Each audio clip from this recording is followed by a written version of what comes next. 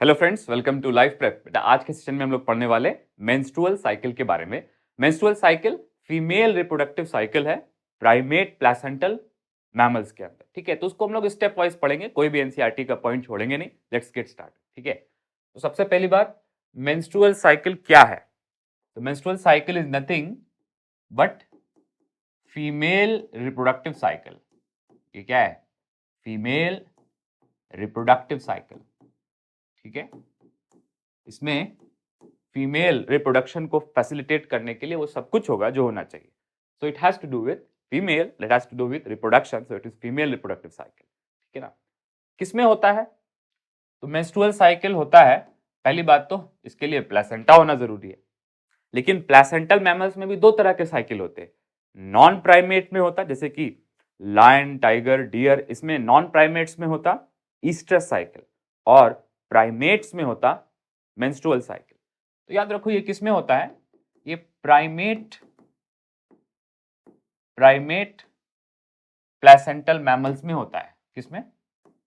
Primate placental mammals.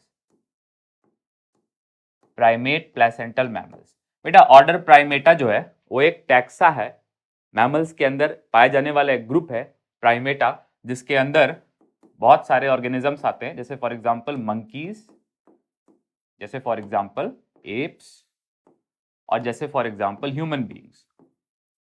ठीक है, याद रखो ऑर्डर प्राइमेटा में ह्यूमन बीइंग और ग्रेट एप्स की फैमिली होमिनिडी भी आती है, और बहुत सारे नॉन होमिनिड्स भी आते हैं। ठीक है ना? तो याद रखो प्राइमेट के अंदर होमिनिड्स भी आते हैं, ठीक है, और नॉन होमिनिड्स भी आते हैं। ठीक है ना? होमिनिड्स में कौन आता है बेटा? होमिनिड्स में आता है ग्रेट एप्स। ग्रेट एप्स जैसे कि गोरिल्ला, चिंपैंजी, गिबन, ठीक है, और ह्यूमंस, ये होमिनिड्स में आते हैं। ठीक है, और लेसर एप्स जैसे कि मंकीज, लेमूर्स, ये सब किस में आते हैं? नॉन होमिनिड्स में आते हैं। तो यहाँ पे मैं एक लिख दे रहा हूँ मंकीज। तो मेरी बात ध्यान से सुनना है, मेंस्ट्रुअल साइकिल होमिनिड्स में भी होता है, नॉन होमिनिड्स में भी होता है, लेकिन वो क्या होना चाहिए? वो प्राइमेट होना चाहिए। सो प्राइमेट ऑर्डर में, या ऐसा बोलो प्राइमेट टैक्सा ऑफ मैमल्स में, एक फीमेल रिप्रोडक्टिव साइकिल होता है, जिसको क्या बोलते हैं? जिसको हम लोग बोलते हैं मेंस्ट्रुअल साइकिल। इसके कॉन्ट्राडिक्टरी एक दूसरा साइकिल होता है, in contrast to menstrual cycle, non primate placental mammals में, जैसे कि cows, buffaloes, lion, tiger, deer, इन सब के अंदर जो नॉन प्राइमेट प्लेसेंटल मैमल है, उनके अंदर दूसरा साइकिल होता है ईस्ट्रस साइकिल। ईस्ट्रस साइकिल में एंडोमेट्रियम जो ग्रो करती है वो वापस रीअब्सॉर्ब हो जाती है, और मेंस्ट्रुअल साइकिल थोड़ा सा और एडवांस है, इसमें जो एंडोमेट्रियम ग्रो करेगी वो वापस शेड ऑफ हो जाएगी मेंस्ट्रुअल डिस्चार्ज के फॉर्म में, मतलब ब्लीडिंग मेंसेस के फॉर्म में। ठीक है, तो मेंस्ट्रुअल साइकिल क्या है? फीमेल रिप्रोडक्टिव साइकिल है which is seen in primate placental mammals including hominids and non hominids, मतलब मंकीज में भी होता है, ग्रेट एप्स और ह्यूमंस में भी होता है। ठीक है, चलो अब इसमें दो नेचर है बेटा, इस रिप्रोडक्टिव साइकिल में दो नेचर है। पहला नेचर क्या है कि फीमेल रिप्रोडक्टिव साइकिल में फीमेल गैमीट प्रोड्यूस करके रिलीज करेगा, मतलब ओवम बनाएगा। ठीक है, तो इसका पहला फंक्शन क्या है? ओव्यूलेशन। ठीक है, ओव्यूलेशन मतलब रिलीज ऑफ ओवम।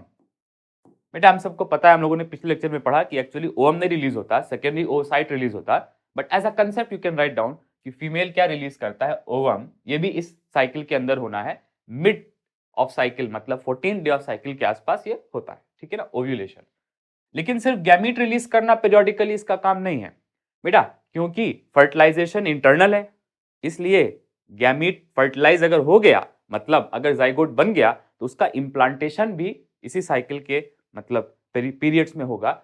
मतलब the function of female reproductive cycle, the function of menstruation is not just ovulation but also prepare for implantation. ठीक है ना? सो प्रिपेयर फॉर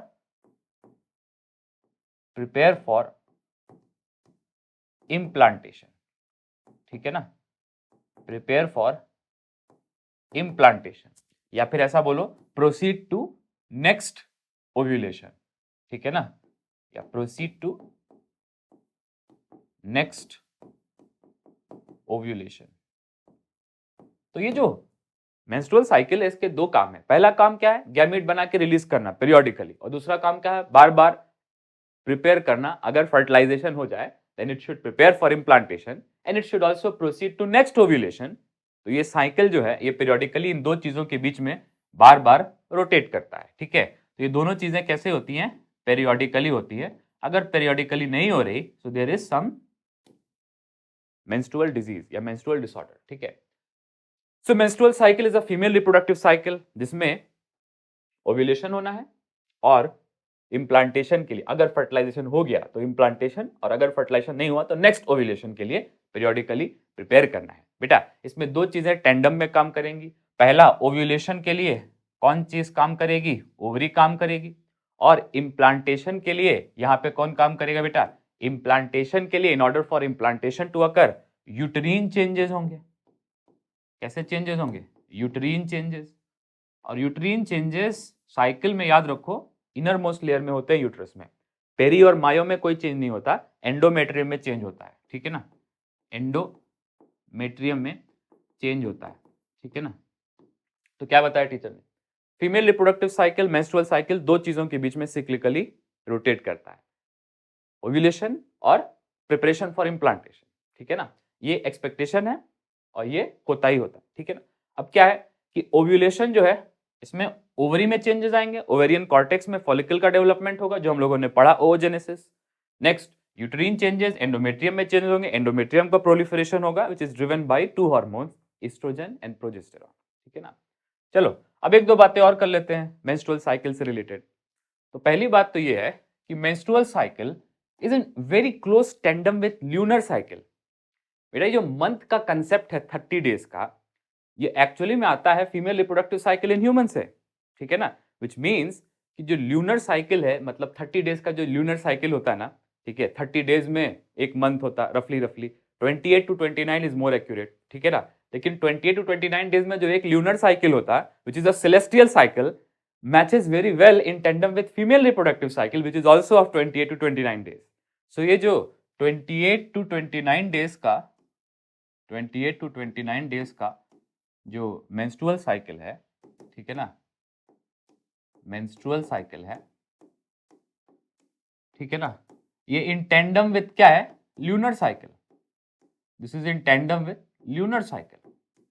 याद रखो एक बायोलॉजिकल साइकिल है और एक सेलेस्टियल साइकिल है, लेकिन दोनों का जो पीरियड है वो बहुत रिमार्केबली मैच करता है। ठीक है, इसीलिए concept of month actually comes from disputed कि इससे आया, बट एनीवेज लेट्स प्रोसीड।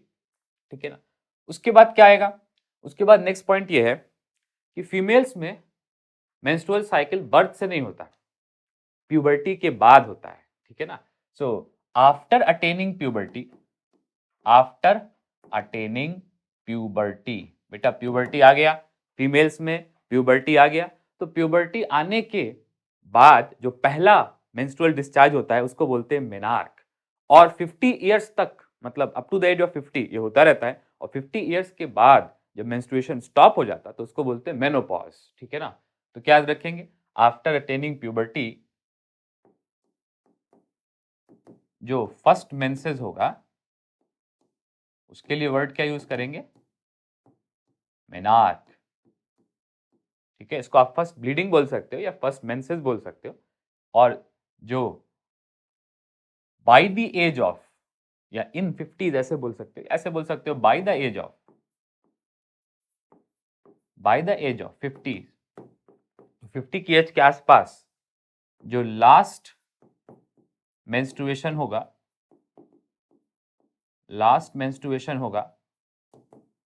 उसके बाद स्टॉप हो जाएगा, स्टॉप या ऐसा बोलो end of menstrual cycle.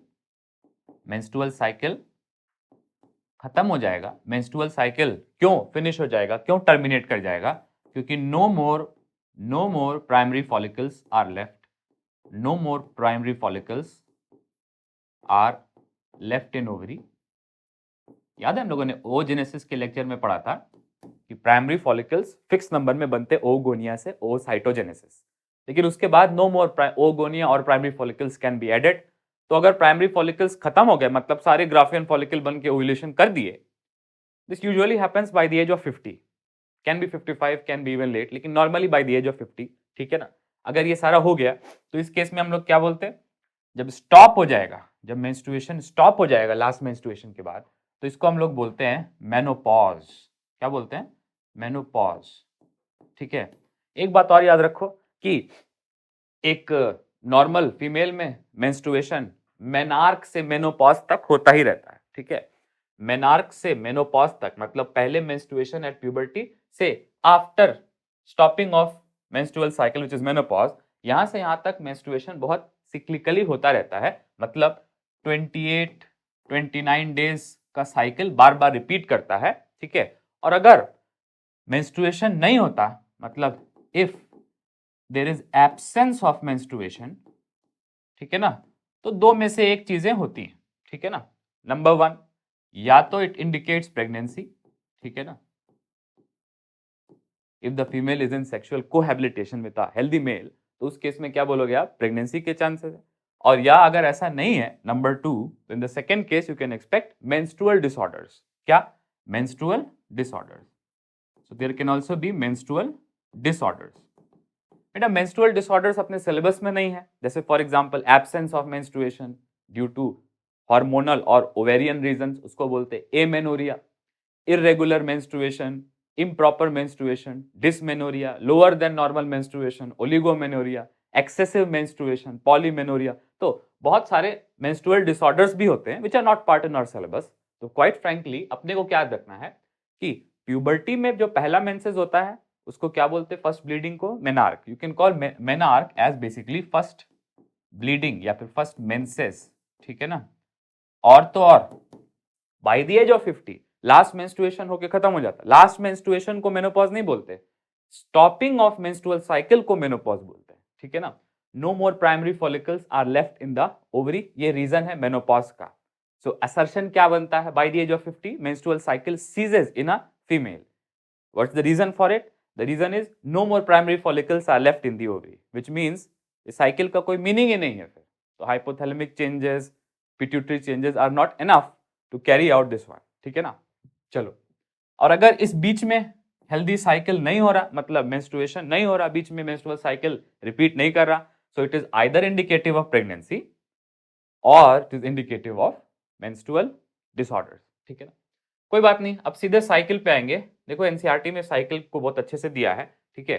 First of will start with the reading segment. तो क्या लिखा है देखो, reproductive cycle in female primates. Female primates, और याद रखो primates are placental mammals.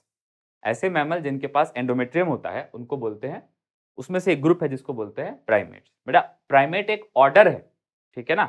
Order Primata में कौन कौन आता है, मंकीज, एप्स और ह्यूमन बींग्स। लेकिन ऑर्डर प्राइमेटा में फैमिली है होमिनिडी, वो ह्यूमन और ग्रेट एप्स की फैमिली है, याद रखो, ठीक है ना। So the reproductive cycle in female primates, female primates में कौन आ गया, मंकी भी आ गया, एप भी आ गया, ह्यूमन। मंकी में भी होता मेंस्ट्रुअल साइकिल, स्मॉलर एप्स में भी होता, और ग्रेट एप्स में, ग्रेट एप्स मतलब चिंपैंजी, गोरिल्ला, गिबन, ओरंगुटन, इनमें भी होता, और ऑब्वियसली ह्यूमन बींग्स में भी होता। Is called menstrual cycle. इसके against non primate placental mammals में ईस्ट्रस साइकिल होता है, ठीक है ना, जिसमें एंडोमेट्रियम ब्लीड नहीं करती बल्कि रीअब्सॉर्ब हो जाती है। The first menstruation begins not shortly after birth but after attaining puberty। तो puberty 9 to 11 years of age में क्या आता है फीमेल में, पहला मेंस्ट्रुएशन, उसको क्या बोलते हैं, menarche. Next, in human females, you are not talking about monkey now, talking about human females, menstruation is repeated at an average interval of about 28 to 29 days, ठीक है ना। and the cycle of events starting from one menstruation till next menstruation, मतलब जो होगा उसमें ovulation भी होगा, और उसमें बेटा ओव्यूलेशन के साथ साथ यूट्रीन चेंजेस भी होंगे, तो उसको हम लोग क्या बोलते हैं, मेंस्ट्रुअल साइकिल, ठीक है। तो female reproductive cycle is not just ovulatory cycle but also uterine cycle, ठीक है। Next, one ovum is release, generally एक ओवम रिलीज होता है, एक से ज्यादा भी रिलीज हो सकते हैं, जनरली वन ओवम रिलीज होता है। और कब रिलीज होता है, half way, which means right in the middle of cycle. और अब आ गया ये प्यारा सा इंपॉर्टेंट डायग्राम, ठीक है। तो ये डायग्राम वाला पेज आप खोल लो, क्योंकि तो इस पे हम लोग एनसीईआरटी पे एनोटेट करने वाले, ठीक है। We will annotate with NCERT, ठीक है। देखो जब मैं इसको शुरू करता हूं तो मैं आपको पिट्यूटरी से भी ऊपर मतलब हाइपोथैलेमिक लेवल पे ले जाता हूं, ठीक है। तो बेटर होगा कि हम लोग पिट्यूटरी लेवल के भी ऊपर से यहाँ पे क्या लिख लें, हाइपोथैलेमस। और हाइपोथैलेमस में एक हार्मोन पीक करता है, ऐसा पीक आता है उसका, जिसको बोलते हैं GnRH, ठीक है। तो ध्यान से देखो बेटा, ये हाइपोथैलेमिक हार्मोन है, कौन सा, गोनाडोट्रोपिन रिलीजिंग हार्मोन। GnRH के रेस्पॉन्स में क्या निकलता है, पिट्यूटरी के एंटीरियर पिट्यूटरी से, कहां से, एडेनोहाइपोफाइसिस से, कहां से, एडेनोहाइपोफाइसिस के गोनाडोट्रोप सेल से। ये सब हम लोग केमिकल कोऑर्डिनेशन इंटीग्रेशन में पढ़े हैं। हाइपोथैलेमस क्या प्रोड्यूस करता है, GnRH। और याद रखो हाइपोथैलेमस के अंदर बायोलॉजिकल क्लॉक है, जो हर मंथ जो है क्या प्रोड्यूस कर रही है, सिक्लिकली क्या प्रोड्यूस कर रही है, GnRH, ठीक है ना। तो हर month hypothalamus, which I have represented by HT here represents hypothalamus, तो हाइपोथैलेमस GnRH प्रोड्यूस करता है सिक्लिकली, इंट्रिंसिकली, और इसके रिस्पॉन्स में पिट्यूटरी का एडेनोहाइपोफाइसिस गोनेडोट्रोप सेल से क्या निकलता है, गोनेडोट्रोपिन्स। ये जो दो हार्मोन है FSH और LH, इनको हम लोग क्या बोलते हैं, गोनेडोट्रोपिन्स। और याद होगा कि ये जो हाइपोथैलेमिक हार्मोन है ये गोनेडोट्रोपिन रिलीजिंग हार्मोन है, ठीक है। तो कोई बात नहीं, दो हार्मोन निकलते हैं FSH और LH। FSH का मेन काम ओवरी के कॉर्टेक्स पे है, LH का भी काम ओवरी के कॉर्टेक्स पे है मोस्टली, लेकिन दोनों में फर्क है। FSH works mainly upon follicles, ठीक है, और LH जो है ये ओवेरियन कॉर्टेक्स के सेल इंक्लूडिंग ग्रैनुलोसा सेल उस पे काम करता है, और ये ईस्ट्रोजन निकलवाने में हेल्प करता है, ठीक है। तो आप ऐसे याद रखो, FSH का काम जो है वो फॉलिक्यूलर डेवलपमेंट है। क्या है बेटा, फॉलिक्यूलर डेवलपमेंट।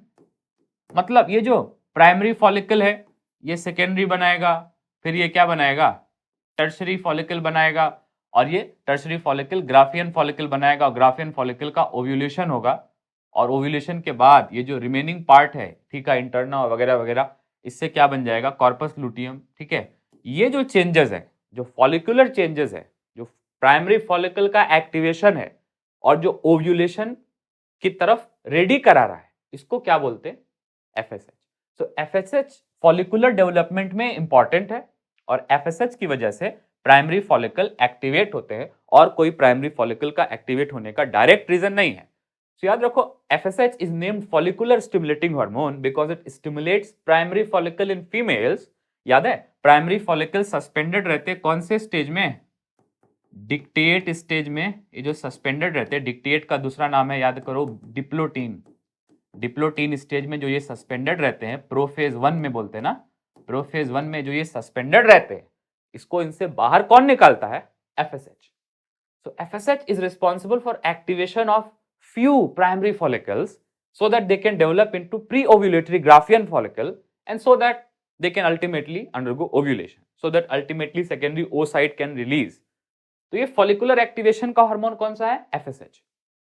लेकिन एक दूसरा हार्मोन भी है बेटा, ये जो दूसरा हार्मोन है LH, ये मेनली ओवेरियन कॉर्टिकल सेल्स पे काम करता है, ओवेरियन कॉर्टेक्स के सेल्स पे काम करता है। और ये जो ओवेरियन कॉर्टेक्स के सेल हैं, इसमें ग्रेनुलोसा सेल्स भी आते हैं, इंक्लूडिंग ग्रेनुलोसा सेल्स, ठीक है, इंक्लूडिंग ग्रेनुलोसा सेल्स।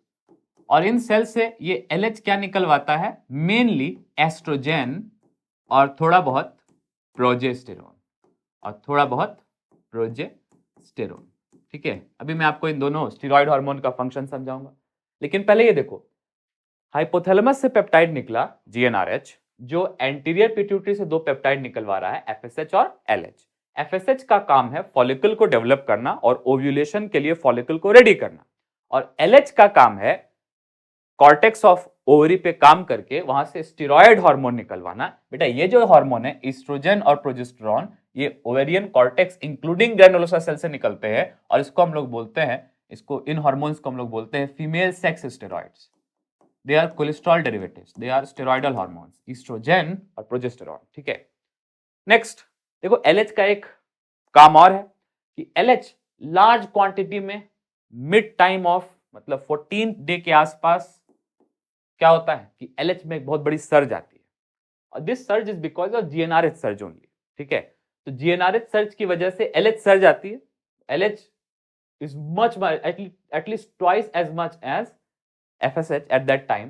तो LH सर्ज की वजह से क्या होता है कि ढेर सारा ईस्ट्रोजन रिलीज होता है और एक लोकल साइटोकाइन रिस्पॉन्स की वजह ओव्यूलेशन हो जाता है। तो बेसिकली क्या याद रखना है आपको कि LH causes release of secondary oocyte along with cumulus oophorus cells from pre-ovulatory Graafian follicle। तो Graafian follicle से ओवम या secondary oocyte along with some inner granulosa cell जिनको cumulus oophorus बोलते हैं वो रिलीज हो जाता है। इस प्रोसेस को क्या बोलते हैं? Ovulation. So end of the day what you should remember कि LH मिड ऑफ साइकिल पे LH सर्ज की वजह से क्या आता है? ओव्यूलेशन। लेकिन ओव्यूलेशन करने के लिए जो फॉलिकुलर डेवलपमेंट है that was introduced with follicular stimulating hormone. तो फॉलिकुलर स्टिमुलेटिंग हार्मोन ने प्राइमरी फॉलिकल को निकाला, कहां से निकाला? अपने सस्पेंडेड डिक्टिएट स्टेज से बाहर निकाला और ये ग्रो किया। और मिड ऑफ साइकिल आते आते एक LH सर्ज आ गई which is also accompanied by a smaller FSH surge. और ये दोनों क्या कॉज करते हैं? मेनली LH क्या कॉज करता? ओव्यूलेशन। ठीक है, ओव्यूलेशन में इनर ग्रेनुलोसा सेल क्यूमुलस ओफोरस जिसको बोलते हैं वो रिलीज हो जाते हैं। लेकिन जो आउटर ग्रेनुलोसा सेल हैं और जो थीका इंटरना है वो एंडोक्राइन नेचर के हैं। वो एक बना लेते हैं टेम्परेरी एंडोक्राइन ग्लैंड जिसको बोलते हैं येलो बॉडी या फिर कॉर्पस लुटियम। कॉर्पस लुटियम भाई साहब क्या प्रोड्यूस करते हैं? Large quantity of progesterone. क्या प्रोड्यूस करते हैं? प्रोजेस्टेरॉन प्रोड्यूस करते हैं। Corpus luteum is professional progesterone producer. ठीक है ना। और अगर फर्टिलाइजेशन हो जाता है तो ये प्रोड्यूस करता है लंबे समय तक। अगर फर्टिलाइजेशन नहीं होता तो ये रिग्रेस कर जाता है। रिग्रेस करते मतलब छोटा हो जाता है और देखो येलो बॉडी से व्हाइट बॉडी हो जाता है। व्हाइट बॉडी को हम लोग क्या बोलते हैं? Corpus albicans. अल्बिनो मतलब व्हाइट होता है, अल्बिकेंस मतलब व्हाइट होता है। ठीक है, सो पहले क्या बनता है? Yellow body, luteal body. ठीक है, कॉर्पस लुटियम। फिर क्या बनता है? Corpus albicans, white body. और ये खत्म हो जाता है इन एब्सेंस ऑफ फर्टिलाइजेशन। तो ये जो साइकिल है बेटा, ये पहली बात तो आप ये लिख लो कि इसमें फर्टिलाइजेशन नहीं हो रहा। So this is menstrual cycle which is normal menstrual cycle in absence of fertilisation. ये साइकिल कब का है? In absence of fertilisation. जब फर्टिलाइजेशन नहीं हो रहा तब का ये साइकिल है बेटा। जब फर्टिलाइजेशन होगा तो कॉर्पस लुटियम सस्टेन कर जाएगा, साइकिल थोड़ा सा डिफरेंट हो जाएगा। ठीक है, चलो अब बात कर लेते हैं। हम लोगों ने देखो बात करी, we have started our discussion by talking about hypothalamic hormones and then adenocortico, ये वाले जो हार्मोन है एडेनो हाइपोफाइजियल हार्मोन्स, गोनेडोट्रोपिन, और फिर हम लोगों ने बात करी फॉलिकल की। अब देखो मैंने आपको दो काम बताए। पहला काम क्या बताया? फीमेल रिप्रोडक्टिव साइकिल में ओव्यूलेशन भी एक चीज है जो हो गया, और दूसरा चीज है यूट्रीन चेंजेस। तो नीचे क्या शो हुआ है? नीचे शो हुआ है यूट्रीन इवेंट्स या फिर यूट्रीन चेंजेस। यूट्रीन चेंजेस, ठीक है ना। अब यूट्रीन चेंजेस में हम लोग बात करेंगे डेज की, क्योंकि ये डेज के साथ ऑब्वियसली ये तो नहीं दिखेगा आंखों से, लेकिन डेज के साथ ये दिखेगा ना आंखों से। ये तो मैक्रोस्कोपिक है ना, ये तो माइक्रोस्कोपिक हो गया। ठीक है, तो देखो क्या होगा। सबसे पहले हम लोग कहां से शुरू करेंगे? Do you start with ovulation? तो बहुत सारे मेडिकल बुक्स में, इधर उधर के बुक्स में आपको ऐसा मिलेगा कि ओव्यूलेशन से मेंस्ट्रुएशन स्टार्ट हो रहा है। लेकिन एनसीईआरटी ने देखो कहां से स्टार्ट किया है? ब्लीडिंग से स्टार्ट किया है। तो first day of basically menstruation is when bleeding occurs. तो वहां से अगर चालू करेंगे तो वो आसान है, क्योंकि ब्लीडिंग हो गई तो फर्स्ट डे हो गया मेंस्ट्रुएशन का। तो इसको हम लोग क्या बोलते हैं? मेंस्ट्रुएशन डिस्चार्ज या फिर menses. So let us start with first day of menstruation cycle with menses because it is conspicuous and it makes sense, it is obvious. तो पहला दिन जो मेंस्ट्रुएशन साइकिल का है वो क्या है? ब्लीडिंग का है। और ये कब तक कंटिन्यू होती है? तो एनसीईआरटी में लिखा 3 to 5 डेज तक कंटिन्यू होती है। ठीक है, मैं फिर से बोल रहा हूं, मेंस्ट्रुअल साइकिल का ह्यूमन फीमेल्स में स्टार्ट कब, जो ब्लीडिंग हुई तो उसको क्या बोलेंगे? डे 1। और वहां से शुरू करेंगे, ब्लीडिंग कब तक कंटिन्यू करेगी? डे 3 to डे 5, मतलब रफली 4 डेज। ठीक है, यूजुअली 3 डेज या तो मैक्सिमम ऑफ 5 डेज। उससे ज्यादा अगर कंटिन्यू कर रही है तो वो डिजीज है, उससे कम अगर कंटिन्यू कर रही है तो वो भी इट शोज ओलिगोमेनोरिया, उसमें भी कुछ गड़बड़ है। ठीक है ना, there is too much bleeding, too little bleeding, उसमें भी कुछ प्रॉब्लम है। तो अदरवाइज अगर इसमें से किसी में भी कुछ प्रॉब्लम आएगा, ये डेज कम ज्यादा हो जाएंगे तो दैट इज डिसऑर्डर। ठीक है, चलो कोई बात नहीं। सो बेसिकली 3 to 5 डेज तक कौन सा फेज रहेगा? मेंस्ट्रुएशन फेज, ठीक है ना। तो यहाँ लिख लो, जहां मेंस्ट्रुएशन लिखा है वहां पे लिख सकते हैं आप। ये कब तक रहेगा? 3 to 5 डेज तक रहेगा मेंस्ट्रुएशन फेज, ठीक है। उसके बाद नोटिस करना क्या होता है, उसके बाद पहले कौन पीक कर रहा है? ईस्ट्रोजन। और दोबारा कौन, लेटर कौन पीक कर रहा है? प्रोजेस्टेरॉन। बेटा प्रोजेस्टेरॉन को तो कॉर्पस लुटियम बनाता है, तो कॉर्पस लुटियम के साथ किसकी पीक आ रही है? प्रोजेस्टेरॉन की पीक आ रही है। लेकिन एस्ट्रोजन की पीक किसके साथ आ रही है? फॉलिकुलर डेवलपमेंट के साथ आ रही है। मतलब ईस्ट्रोजन जो है ये एक्चुअली में यूट्रीन लेयर को बना रहा है, मतलब सेल्स डिवाइड करके बना रहा है। और इसके अंदर ब्लड वेसल्स को भर कौन रहा है? मतलब इसके अंदर इसको मैच्योर कौन करा रहा है? इसको मैच्योर करा रहा है प्रोजेस्टेरॉन। तो पहली बात आप याद रखो, oestrogen and progesterone both of them have effect on endometrium. लेकिन ईस्ट्रोजन क्या कराता है? ईस्ट्रोजन ये जो डेवलपमेंट है, मतलब सेल डिवीजन, वैस्कुलराइजेशन, ये जो डेवलपमेंट है किसका? एंडोमेट्रियल लाइनिंग का, इसको आप बोल सकते हो प्रोलिफरेशन या फिर डेवलपमेंट। तो ईस्ट्रोजन क्या कराएगा? सबसे पहले ईस्ट्रोजन क्या कराएगा? एंडोमेट्रियम का डेवलपमेंट। कौन से फेज में?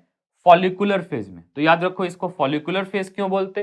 क्योंकि इसमें फॉलिकल डेवलप कर रहा है। और इसको प्रोलिफरेटिव फेज क्यों बोलते हैं? क्योंकि इसी फेज में एंडोमेट्रियम के सेल्स भी डिवाइड कर रहे हैं। So it is called follicular phase for the reason of follicles, but it is also called proliferative phase. इसके दो नाम हो गए। पहला नाम क्या हो गया बेटा? इस वाले का पहला नाम क्या हो गया? फॉलिकुलर फेज, इस वाले फेज का। और दूसरा नाम क्या हो गया? ठीक है, let me show you that. इसके दो नाम हो गए ना। इसका पहला नाम क्या हो गया? फॉलिकुलर फेज, और दूसरा नाम क्या हो गया? Proliferative phase. Why do you call it follicular phase? क्योंकि यहां पे देखो फॉलिकल डेवलप कर रहा है, लेकिन ये ओवरी के कॉर्टेक्स में हो रहा है। Why do you call it proliferative phase? क्योंकि यहां पे एंडोमेट्रियम डेवलप कर रही है, लेकिन ये यूट्रीन है।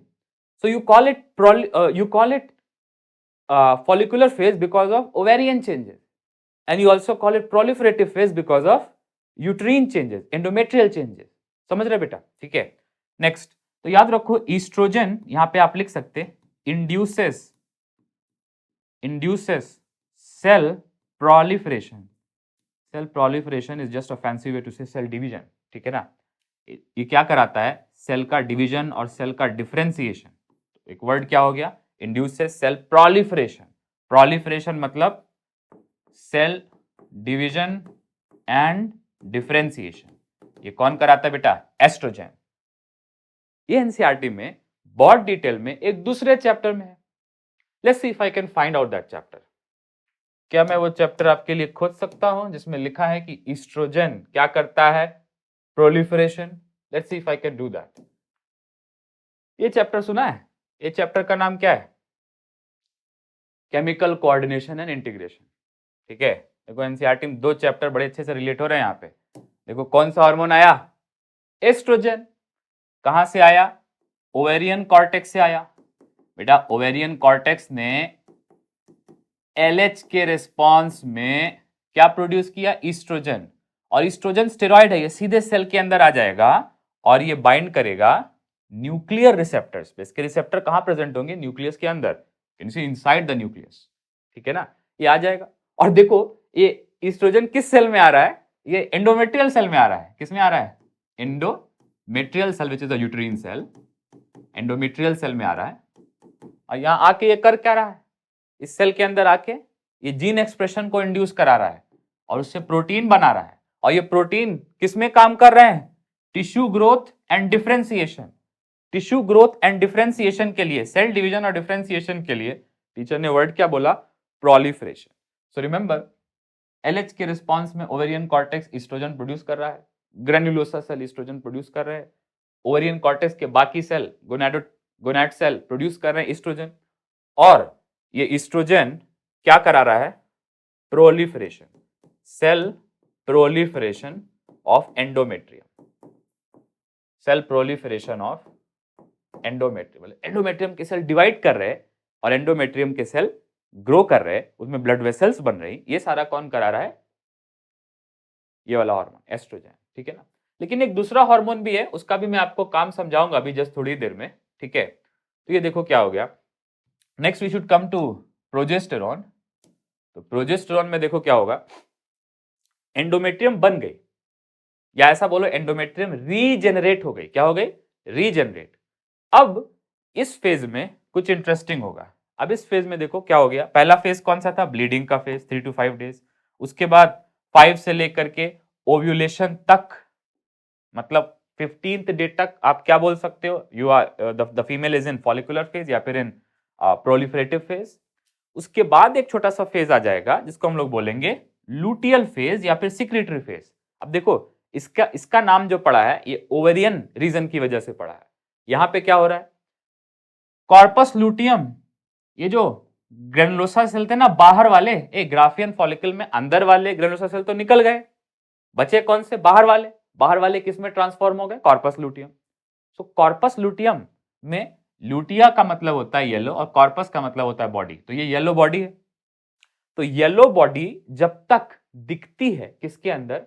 ओवरी के कॉर्टेक्स के अंदर, तब तक उसको हम लोग क्या बोलते हैं? Luteal phase. Luteal phase basically means yellow phase. ठीक है, येलो फेज मतलब क्यों? क्योंकि इसके अंदर कॉर्पस लुटियम दिखता है। बेटा कॉर्पस लुटियम क्या प्रोड्यूस करता है? प्रोजेस्टेरॉन। तो ये large quantity of progesterone produce करेगा, और उस केस में इसको प्रोडक्शन ऑफ प्रोजेस्टेरॉन की वजह से क्या बोल रहे हैं? Secretory phase. So we call it secretory phase because of high secretory levels of progesterone, and we call it luteal phase because of presence of yellow body in the ovarian cortex. तो इसके दो नाम हो गए, yellow phase या फिर secretory phase, and obviously yellow body is producing progesterone. ठीक है ना? तो corpus luteum large quantity of progesterone बना रहा है, जिसके वजह से endometrium is ready for implantation. क्या? Ready for implantation. बेटा प्लीज रिमेंबर, इम्प्लांटेशन नहीं हो पाएगा अगर एंडोमेट्रियम रेडी ना हो। एंडोमेट्रियम को रेडी कौन करा रहा? एंडोमेट्रियम को रेडी करा रहा प्रोजेस्टेरॉन। लेकिन एंडोमेट्रियम के सेल को डिवाइड करके, एंडोमेट्रियल सेल्स को डिवाइड करा के एंडोमेट्रियम को रीजनरेट या ऐसा बोलो प्रोलिफरेट कौन करा रहा? रीजनरेट या फिर प्रोलिफरेट कौन करा रहा? एस्ट्रोजन। ठीक है, oestrogen is responsible for proliferation of endometrium या फिर रीजनरेशन ऑफ एंडोमेट्रियम, या फिर ऐसा बोलो tissue growth and differentiation of endometrium. अभी चैप्टर नंबर 19 11th एनसीईआरटी में दिखाया ना। नेक्स्ट, अब ये कॉर्पस लुटियम क्या कर रहा है बेटा? कॉर्पस लुटियम कर रहा है इम्प्लांटेशन के लिए तैयार करा रहा है। मतलब ये जो इम्प्लांटेशन के लिए तैयार होनी चाहिए एंडोमेट्रियम, उसके लिए मतलब मैच्यूरेशन करा रहा है। Can use a word here, maturation करा रहा है। तो maturation of endometrium which makes it ready for implantation, ये कौन करा रहा है? प्रोजेस्टेरॉन। किसकी वजह से? कॉर्पस लुटियम की वजह से। और यहां पे जो प्रोलिफरेशन ऑफ एंडोमेट्रियम है ये कौन करा रहा है? या रीजनरेशन ऑफ एंडोमेट्रियल लाइनिंग कौन करा रहा है? ये करा रहा है एस्ट्रोजन। अल्टीमेटली अगर फर्टिलाइजेशन नहीं होगा तो कॉर्पस लुटियम सस्टेन नहीं करेगा और अल्टीमेटली ये डिस्चार्ज हो जाएगा।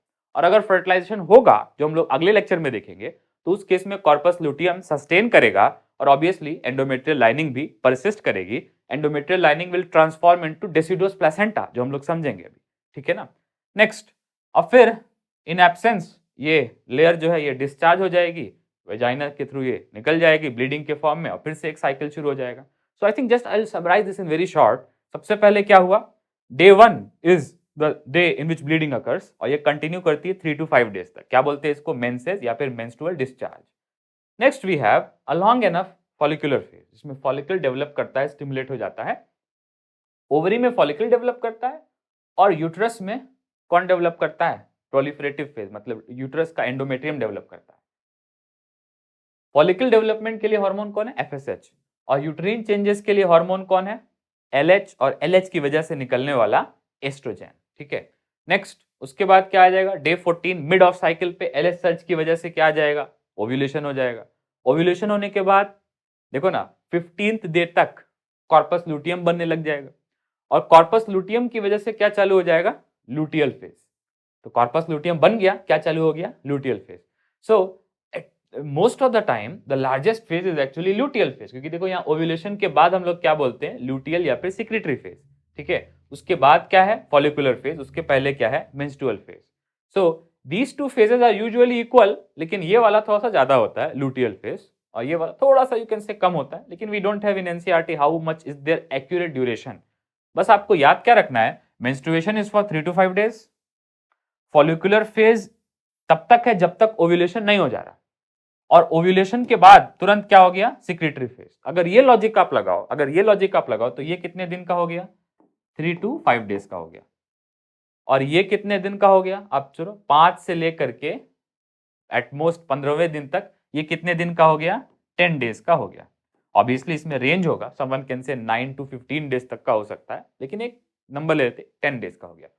और नेक्स्ट ओव्यूलेशन के बाद you can not say it is in follicular phase, ovulation के बाद we have to use the word luteal phase, ठीक है ना। तो ये कितने दिन का हो जाएगा, ये ऑब्वियसली 15वें दिन से 29वें दिन तक का हो जाएगा बाय डेफिनेशन। तो someone can say this can be for let us से 14 days, ठीक है। तो ये देखो हो गया, इस तरह से साइकिल पूरा 28 to 29 डेज का साइकिल पूरा हो गया। अब झट से आगे का पार्ट पढ़ लेते हैं, बहुत आसान है, ठीक है। Remaining part is very very easy. Major events क्या होते हैं बेटा, मेजर इवेंट साइकिल में शो हुए हैं। तो cycle starts with the menstrual phase, bleeding से साइकिल को डे 1 मानना है, ठीक है। Menstrual flow occurs till last till 3 to 5 days। The menstrual flow results due to breakdown of endometrial lining of uterus। Myometrium से नहीं आता, एंडोमेट्रियम से आता है। नेक्स्ट, ब्लड वेसल्स जो उसके अंदर बनती हैं और एंडोमेट्रियल सेल्स जो सब होते हैं वो सब के सब रिलीज हो जाते हैं मेंस्ट्रुअल डिस्चार्ज के फॉर्म में through the birth canal, through cervix and vagina.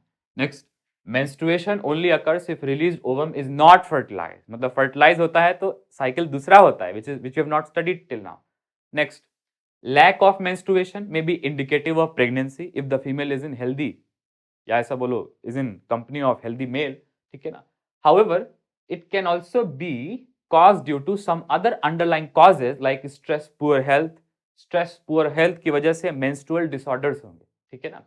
Next, the menstrual phase is followed by follicular phase। तो bleeding के बाद कौन सा phase चालू हो गया, follicular phase because of ovarian reason, and उसी को हम लोग proliferative phase बोलते हैं because of uterine reason।